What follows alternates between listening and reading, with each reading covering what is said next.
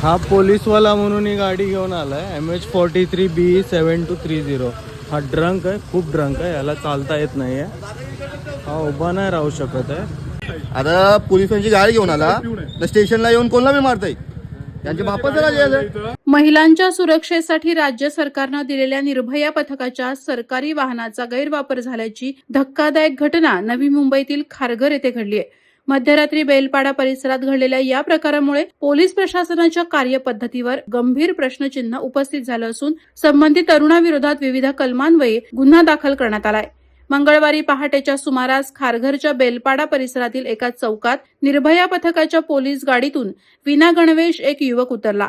हा तरुण मद्यधुंद अवस्थेत असल्याचं लक्षात येताच नागरिकांनी त्याला हटकलं, मात्र त्यानं अरेरावी करत स्वतःला पोलीस विभागाशी संबंधित असल्याचं सांगितलं आणि रस्त्यावरून जाणाऱ्या नागरिकांशी वाद घालत हुज्जत घालण्यास सुरुवात केली.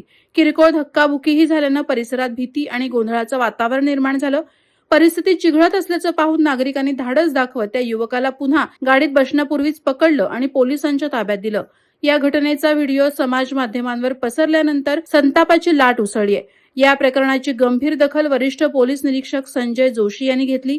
पोलीस ठाण्यात आणल्यानंतर संबंधित युवक खारघर पोलीस ठाण्यात स्वच्छतेचं काम करत असल्याचं उघड झालं. राम नंदू पवार वय 21 वर्ष असं त्याचं नाव असून तो वारंवार ठाण्यात येत असल्याने वाहन उभे करण्याची जागा आणि किल्ली ठेवण्याचं ठिकाण याची त्याला माहिती होती असं प्राथमिक तपासात समोर आलंय.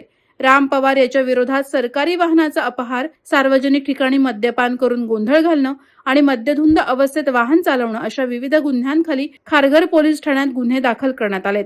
पुढील तपास सुरू आहे. संबंधित वाहन पोलिसांच्या ताब्यात होतं की ठाण्याच्या आवारात उभं केल्यानंतर राम पवार यानं वाहन पळवलं याची चौकशी पोलीस करत आहेत. वादळवारा लाईव्हसाठी न्यूज ब्युरो, नवी मुंबई. नवी मुंबई व रायगड जिल्ह्यातील ताज्या बातम्या आणि घडामोडींसाठी सबस्क्राईब करा वादळवारा लाईव्ह चॅनल आणि दाबा बेल आयकॉन.